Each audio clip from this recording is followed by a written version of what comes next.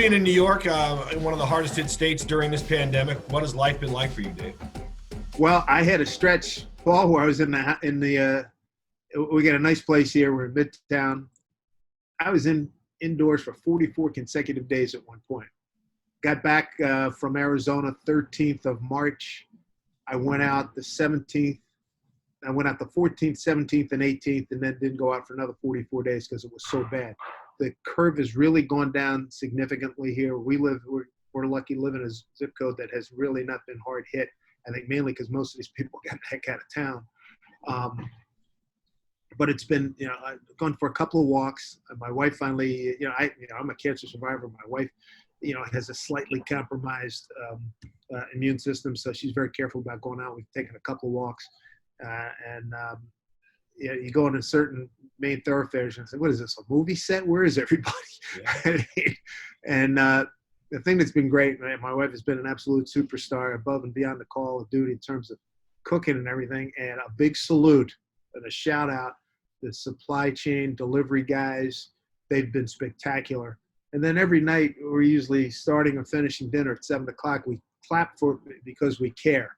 Shift changing in New York, and you'll hear people rattling pots and pans and clapping, leaning out the windows, applauding the first responders and everything. And then at 7:02, you can mark it down, 7:02 Eastern, you hear the opening strains of Frank Sinatra's New York, New York. So it's a little bit of a pick-me-up. Well, how this time of year you should be in the booth at the ballpark calling games. How much do you miss it? Miss it a lot. And this was going to be a good week. I'd been looking forward to this week because Mariners were scheduled to be in Washington, D.C., and I got a lot of buddies down there. I was going to check in with them at the ballpark, and Tony Kornheiser and some of the other guys I was going to try to catch in the morning.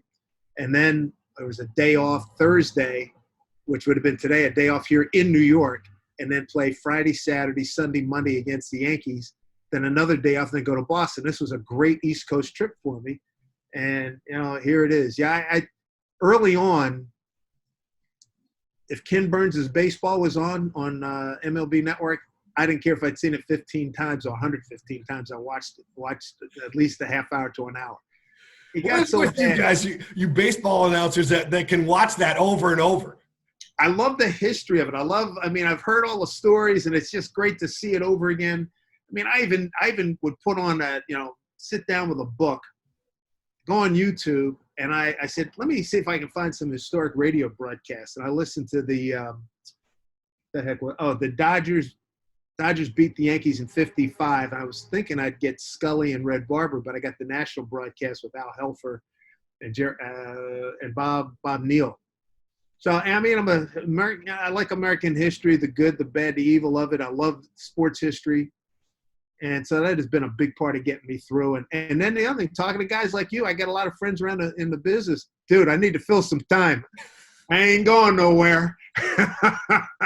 I'm going to be right here. What time do you want me? Hey, I've done a lot of that. In my defense, I wanted to talk to you. I didn't have to talk to you, Dave. I can fill with backyard sports and people running around shooting. Yeah, but this is better. Come on, this is some experience here. Come on, I wanted to talk to you because, listen, man, you're one of the most familiar voices in Seattle sports for sure, and I know a lot of people miss hearing you call the games. So I appreciate that. Thank you.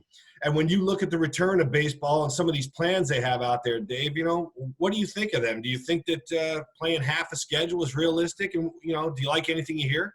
At this point, I would take a 30-game tournament, NCAA style. I just want some baseball back with the major proviso, health and safety. We had a get-together on Zoom with about 15 announcers, mainly from the American League. We're 65 and older. And some people have some problems, some don't. We're concerned about, how healthy are they going to keep it. And I'm told that there's a real good chance. I would say doing road games, forget that. We'll do it off a monitor. You might have to do home games off a monitor because, the production truck is very close quarters and you don't want guys sitting on top of each other. So that's a possibility. At this rate, no fans in the stand for a while. Separate, social distancing, you do what you want. But then before I came up here to talk to you, I hear on the radio that, Dallas and Houston are expecting big outbreaks in the next few days. Alabama, the whole state's going to be in trouble because they got a whole new wave going on. So then it makes me a little nuts. And the anxiety level rises up again. It's like, are we going to be able to do this? And it sounds like they have thrown a lot of things against the wall. They've leaked them periodically. But the main thing is, let's not kill the golden goose, the players and the owners. Come on, man. We got a good thing here. And if safety is a given and he can do that, and I'm sure there'll be a whole bunch of hoops to jump through, and let's play ball. Yeah, I've seen a lot of the soccer announcers, especially, and it's probably for budgetary reasons, but they'll call national soccer games in LA in a booth, and you bring that up. How difficult is it for someone in your job to get that feel for excitement, maybe isolated from the stadium? Well, I've done it once before. I think in 2012, Mariners opened the season against the A's in Japan, and I didn't make that trip. We did it from the Root Sports Studios, and it's different to say the least. And you don't get a feel. You can't anticipate stuff. Like I like to, even on TV, I like to tell you where, the outfield has moved left to right. Where are the infielders? You're only going to get what the director shows you. Producer and director becomes even more so their medium than anything. But I am plenty willing to do it. And the biggest thing when you're doing it off a monitor is there's going to be a little bit of a delay, and you just got to deal with it. And hopefully, you got maybe I like Joe Buck's idea of pumping in some audio. I got no problem with that. If I can hear it, and I go a lot off a feel, particularly when we're at home, we got a decent crowd and great crowds. And I feed off of that energy. That'll be tough, but hey, it's I should have such problems, Yeah, I think you would take that, wouldn't you? Just to be able to call some baseball. Yeah. How about as far as Blake Snell came out, said that, and a lot of the players agree with Blake on the fact that he doesn't want to play for half his pay. It's kind of hard for the general public to understand that a player doesn't want to make $3.5 million instead of $7 million. So it's all relative. But any thoughts on that? Yeah, I like Blake. I've talked to him a few times. Obviously, a Shoreline kid, heck of a pitcher, Cy Young Award winner. It certainly wasn't one of the more articulate presentations. I can tell you that. If I was mom and dad, I'd be going, you didn't just do that and say it that way, did you? Oh, my God. The public, and I know from just in general, and I know from all the years I did talk radio, fans do not want to hear he's going to make 3 instead of 7 or 7 instead of 11. They ain't buying that. Dude, bring the game back. We got to – and the owners, don't try to screw anybody. And the players, I understand you don't want the salary cap. Can we save that conversation for next year? Let's get the game back. You don't have baseball this year. You're talking about maybe March, April. So you're talking about, more than 12 months. What's it, 16 months without baseball? We can't do that. We took a hit in 94-5. We can't take another a monster hit like that. Again, health and safety and saying there's a way in some places, where we can play, like Toronto, they're not going to open up in Canada for a while, it seems like. So what Martinez said, they'll play their games down at Dunedin. There's ways around it. We're Americans. We're supposedly pretty smart here. We're supposedly so exceptional. Let's get this thing done, I kind of feel like that, too. I kind of feel like there's maybe 5 or 6 contingency plans out there where there are options here. So, and I would imagine behind the scenes, these guys are weighing them like crazy. Yeah, I would imagine. I know. I mean, we're sitting here. You and I are just sitting here, and we're I like that. Let's take a little bit from A to B to C. It's a menu. You should be. I'm stunned. No, I shouldn't say it. I'm not stunned. I'm not. Excuse me. Delete. I'm not stunned that they're having problems right now. But as we get to the deadline, let's get her done. Yeah. And I'll tell you what, we will kick butt in ratings. I mean, NASCAR is probably going to do well. The golf's going to probably do well. You bring baseball back. Now, I know compared to maybe the NBA and the NFL, our ratings nationally maybe don't match up, but regionally we do really well. And I tell you what, in all the regions where baseball is, and we're talking about we play the American League West and the National League West. Oh man, let's go! Come on, Bring it on. I agree with you. The ratings would be through the roof for sure. I mean, people are just starving about for baseball, for anything. But it seems like a long time ago that you and I were down at spring training, and you got a chance to call some games, see these guys work out. Let's talk about the Mariners for a minute. You like the direction they're headed? Well, Jerry chose the direction to go younger. He broke up that what was it, the 18 team that won 89 games and they don't make the playoffs. So I get it. All right, so youth movement. So now we're going to get an opportunity to see a lot of guys who are like 25 and younger, 27 and younger, get an opportunity to play. I'm a guy, when I hear all this stuff about, and I love the scouts. This guy can play. This guy can play. This guy. Until I get to the big show, don't talk to me until I get to the big show. You got to show me in the big show. You can put up all the numbers you want down in AAA. When you're facing some of the real badasses in baseball, as a hitter, talk to me then. I don't. There's a lot of promise. I do like the fact that this group has been together for a couple, 3 years, and they have really gelled. I mean, to a man, they talk about the fact that they're familiar with each other, they know each other, they hang out together, they like each other. That's a big factor. There's going to be some guys who are going to fall through the cracks, and there'll be some other deals made. But, hey, hopefully this is, as the old Steve Allen song goes, the start of something big. So we'll see. But it's baseball. If we get baseball back, any kind of baseball right now, I'm excited. Well, you're talking about, when you talk about that group that's been together for 2 or 3 years, you're obviously talking about that maybe the AA Arkansas group and some of those guys that have played some good ball. But I agree with you. I like watching those guys at spring training, and the Jared Kelnicks and Julio Rodriguez, and you're like, man, yeah, they're hitting the crap out of the ball down here. But you're so right when you say, when you step in the bigs, Kyle Lewis showed that, he can make that transition. But, man, when you step in the bigs, you're looking at the badasses, man. And let me tell you something. I love Kyle Lewis. That his family's wonderful. He had the great September. A lot of people looking at that tape. We ain't throwing this kid this fastball in this position. So now you got the old, and it said every day it's life, but it's even more so in baseball. You got to make the adjustments to the adjustments to the adjustments, the counters and everything. And that's, there's a learning period from where those guys get comfortable. Then they get in there. All right, hey, he did, and now I'm ready. I've seen it. I've been there. They've thrown. But that, you got to go through that growing pains to get to that point. We talk about the pitching staff of the Mariners. They've toyed with or talked about a 6-man rotation. They've had the opener and then bringing in the so-called starter after that. Are you a fan of that? Because they're not the only team that does that. Are you a fan of that? Yeah, that's where we are in baseball. I mean, I'm a show my age. I mean, I go back. I've had conversations with Bob Gibson, Drysdale. I've watched Marichal, Jim Bunning, and all the guys in the 60s, Nolan Wright. Hey, man, that's my game. I'm going 7-8 innings. Heck, Mike Leake, when he came up in Cincinnati with a lot of veteran guys, and I had a lot of conversations with him about that. I'm going 7. Leave me alone. I'm going 7. And that's the mindset. It's a different time, different era right now. And,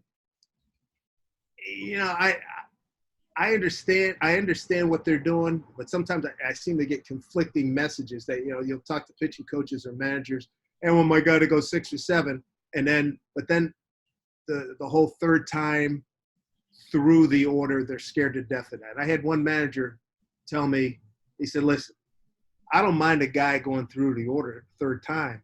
The sound of the ball coming off the bat's going to tell me when to go get him. It's not, if he's throwing a 100 pitch. I can remember the Mariners, they had a pitcher, if it was the third, 4th inning, 5th inning, he's looking like this, looking to see if he's got 100 pitches because he's ready to book. Like, really? Come on, man. I mean, that's not the way the game's supposed to be played. I know we're in a different era from the time when I grew up in the 50s and 60s, but I like it when guys, you talk about badasses. I'm going 7, pal, and it was the old line, you don't know anything. The only thing you know about pitching is you can't hit it, said Robert Gibson. I mean, come on. I like that, though, that a manager would say, because, as fans, you can tell when a guy's starting to get hit hard. But, boy, it's really interesting to hear a manager's in the dugout. He hears the sound of the crack of that bat, and he's like, well, they're really starting to make contact. It's time to get it. I had a guy tell me that. He said, hey, you hear it, I hear it, and then you see it, and when you get like 2 or 3 boom, boom, bangs, give me the right hander. I like that, man. I like that. You've got to be on it for 9+ innings, and there's got to be a time when you're in the booth and you see it leave the bat, and you're like, how difficult it is for you to make that split-second decision to know that ball is gone, and maybe you thought it was gone and it's not even close. Like, how tough is it to make that call? For your home team, having watched a lot of BP, field level in spring training, and then when we get home on the field, and then after seeing guys, a lot of ABs, you can tell. Obviously, Nelly Cruz, almost anything he hits, if it gets airborne, that baby's gone. And it's just the feel. And it's like anything, you can say, this is the way it is, but until you experience it and go through it and screw it up a couple of times, and then you learn. And then the other thing, too, a lot depends on watching the route the outfielders take. If he's just going to give a, oh, my God, look, it's clearly gone. And the other one, if he just wants to get it, or as one guy told me, hey, man, I knew that ball was gone, but I just wanted to be in a highlight. So I go back like this, like I'm going to make a play, and the ball's 40 feet over my head. It's in the 33rd row. I mean, come on, I just want to get in the highlights. So, I mean, there's some differentiations there, and there's a lot of things. It's crazy the stuff you pick up, people tell you about that. I just want to get in the highlights, or just give it, or sometimes, I know Junior told me, he says, there's been some balls hit that he just went like this. He didn't want to give the guy the joy of knowing that you made him turn around and look and try to admire. So I ain't even going to look at it. When the ball leaves the bat, you, as a broadcaster, you're using outfielders to almost as a split second just to gauge where you're going with your call, huh? Absolutely. That, and a lot of times the sound will tell you, even in a big crowd. And I know Nelly hit some bombs that he hits the kind where he hits it off the top and he's so strong, but it's that huge parabola, But then he hits those others like screaming 5-irons that are just low, the tracers they get out. So, it's just interesting when the guy's taking his time back. If you don't see it, and a lot of times you can lose sight of it in the ballpark too. So a lot of times that's why you'll hear guys say, track, walk, because they don't see it. And then sometimes, guys just get in the habit of calling it like a track, walk, go. Well, I know a lot of times I've gone, I'm not seeing it. My inner voice is going, I don't see the sucker. So I'm watching my man go back track to the wall. He's got, it's gone. That's how you, and you know what? That wasn't something that you're taught in like journalism school, broadcasting school. You just have to see that. That's the experience of having done a lot of games. I mean, before I came to Seattle, I did a decent amount of games at ESPN and MSG Network. But boy, I tell you what, when you do 180, 190 games, you get the feel of those. And you can tell, you can tell from swings. Like Seager likes that ball down at like typical left-handers. He likes that ball middle in and down where he can get down. That lefty stroke is so pure, and you get the full extension. And a lot of times on the swing, you almost know. As soon as you see him going down like that, if he makes contact, that baby's gone. How do you know when it's a slider, a curveball, a change? You guys act like you're seeing it off the mound, and you're seeing how that ball is moving. But Dave, tell me, well, that was a change up there. It's like, as a casual baseball fan, I'm wondering, how do you guys pick up on that stuff? Well, again, that goes back to watching guys in spring training, and I listen to Mike a lot on certain things. I've learned a lot of things. Recognizing pitching. I mean, I think I'm pretty good at it. Mike's really good at it. And I've worked with Mike, Fred Lynn, pitcher Larry Sorensen, Mike Lansing calling games. So I've learned a lot over the years watching that. But again, knowing what the guy's repertoire is. Here's Paul Silvi, a right-hander. He's got the fastball, change, and curve. So, that two-seamer is going to run in. The four-seamer is going to look like it's going to go up. Breaking ball is going to get one of those. The changeup is going to be a little bit slower, and for a right-hander, it's probably going to dive down and like that. So knowing the arsenal is a big thing. Like when Felix was dealing, think back to the perfect game. If you go, and that's all over YouTube and the Mariners site. Boy, he had everything cooking. It was absolutely beautiful. Fastball, where do you want it? Fastball 98, boom, got it. You want a breaking ball? Bang! Here's the changeup. Boom, sit down. And And you just learn. And our position at T-Mobile Park is so good, and because we're not too high and we're not too low, and we're pretty much centered up on the TV booth, pretty much centered up on home plate, so you can see it. And a lot of times, certain guys, I can tell as soon as he lets it go, it's almost like I'm batting. I can see it. You don't see the spin like you would see in if you were in a batter's box, but you got a really good idea. And I like, as a former catcher, I like calling, especially when I'm doing radio. I like to say fastball up high, breaking ball in the dirt outside. Here's a changeup. He got it up, fouled it off behind home plate. So again, the repetition and seeing it and experiencing it plays a big part in that. So you're seeing it, you're calling it. You're not looking at the monitor and you don't know what the catcher's calling. Like, you're seeing it just right above home plate. I like to look at it. I like to try to keep my eye on live action, and then usually if there's no action in a director, because it's almost like I usually I'm watching here, and right here I've got my monitor. So if I see something that's not matching up, I'll make sure I'll acknowledge it.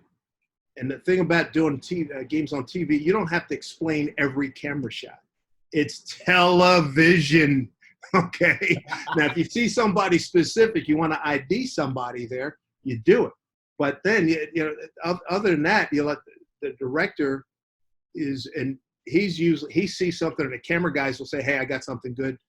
It's such a great teamwork operation that we should probably do a documentary on what it's like, the teamwork in the truck connected with the booth. I mean, you got the tape guys, you got the Chiron guys, you got the guys looking up stats. Sometimes I keep my laptop with me, but sometimes in the course of a conversation, I'll think, who was the last person to do, and I can go and talk back and say, who was the last person to do that, and then they'll give it to you. So the teamwork is really, really terrific, and when you do games on TV. Yeah, at the same time, you're the quarterback. So I always said that the play-by-play guy, that's an art, and you do it really well, man. I know you appreciate that. Thank you. Processing a lot of information in a short amount of time. When you're talking about the home run and gauging it, I just wanted to ask you, is there a play that you remember or because we all have bloopers, Dave, but is there one where you just said, wow, you're after the game, I remember that sixth inning shot. I really. Oh yeah. Seager hit one here at the stadium. The Mariners, I want to say, what year was it? Lloyd was still a manager, so it was 15, I think. And it was a hot summer day, and I don't remember one game 1, 2, or 3, but Mariners were playing well. They were behind. They come back, and Seager just killed one, Mickey Mantle style, third deck.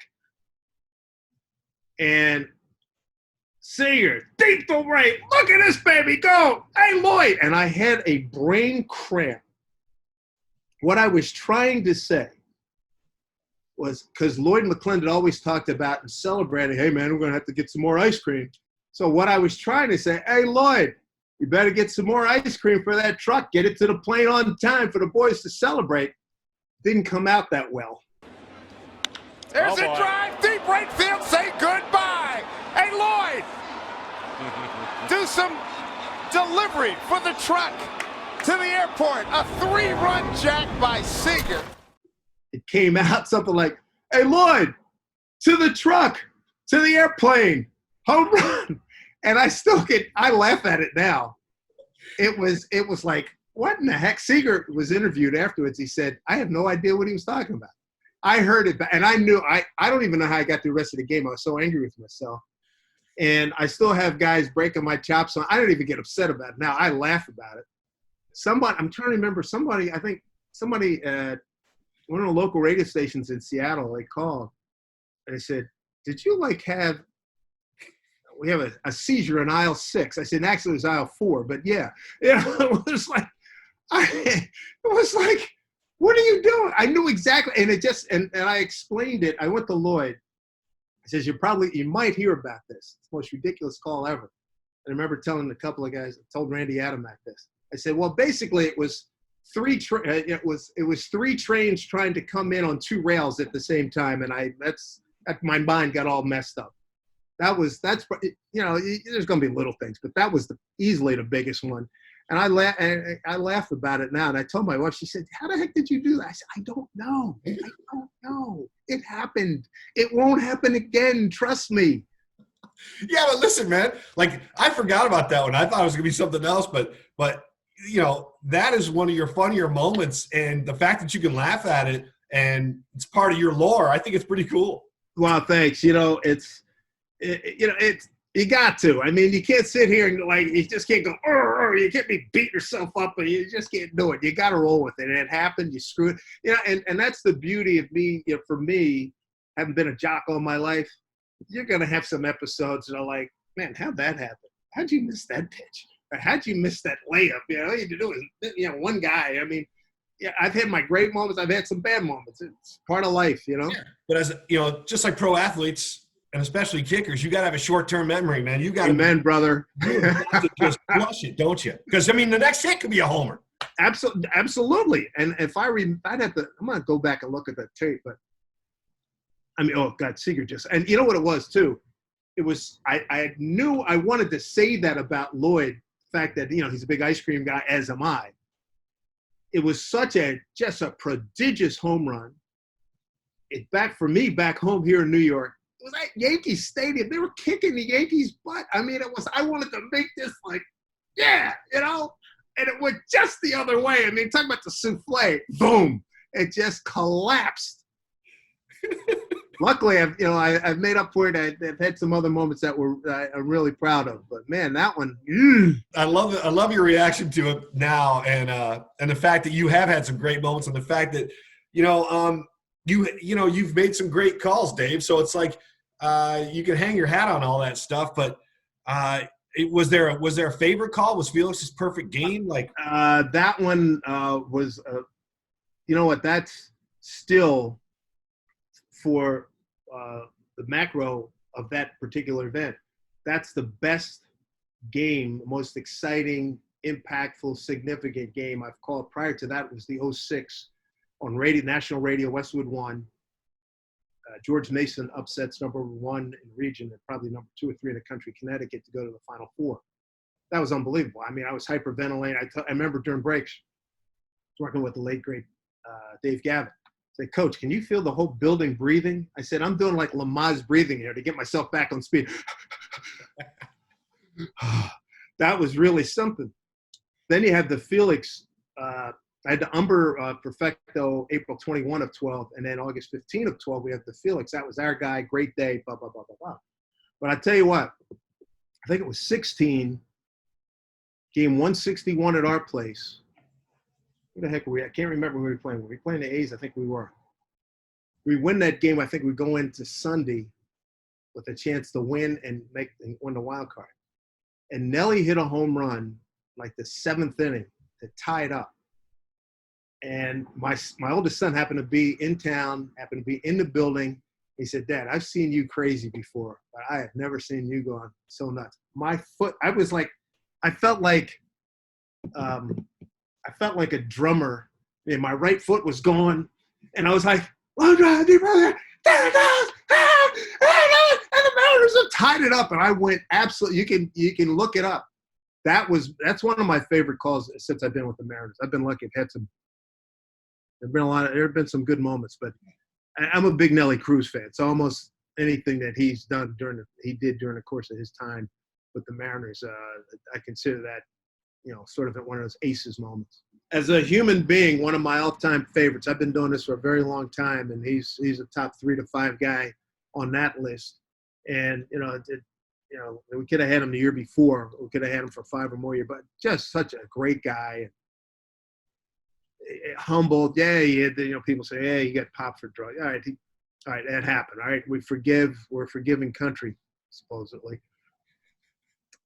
Exemplary human being, terrific ball player, had a great year last year, had his greatest slugging year. Led the league in home runs, was right there in RBIs. I mean, one of my favorite people in the game, in any of the sports I've ever covered.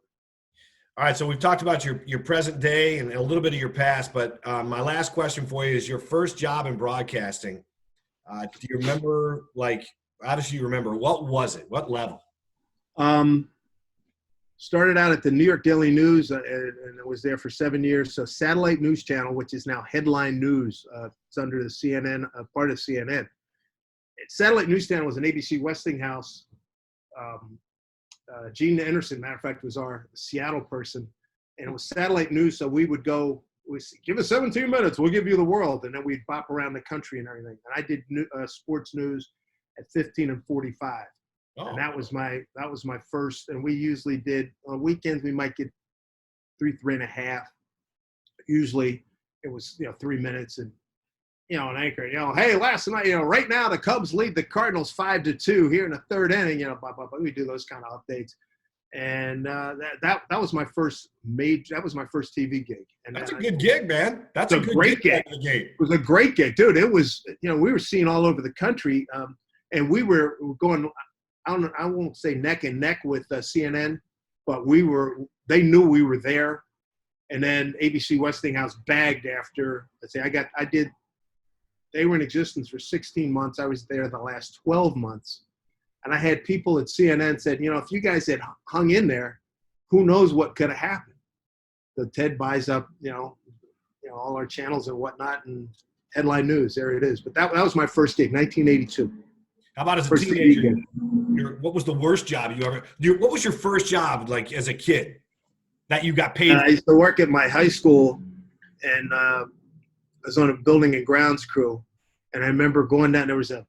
We're in a lower school. Then there's this big like chasm, like a valley, then up the street. And I remember being down there and finding out that I had better speed than I thought when I hit a beehive, and I was doing a big scramble to get out of there. That was one of the worst moments I can ever remember. I was probably about 14 or 15 when that happened. That was not fun. You hit a beehive? Were you cutting the lawn or something? Yeah, man. You're doing all the stuff and you're trimming and everything, and all of a sudden, and I'm like, yeah, that scary, man.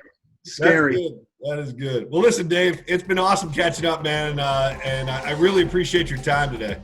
Hey, Paul, I enjoyed it, man. Thanks so much, and I hope to see you in Seattle. Hopefully, I'll be back there at some point, maybe in the next month or so. Yeah, I hope so too, man. Looking forward to seeing you. Yeah, you bet, man. Take care.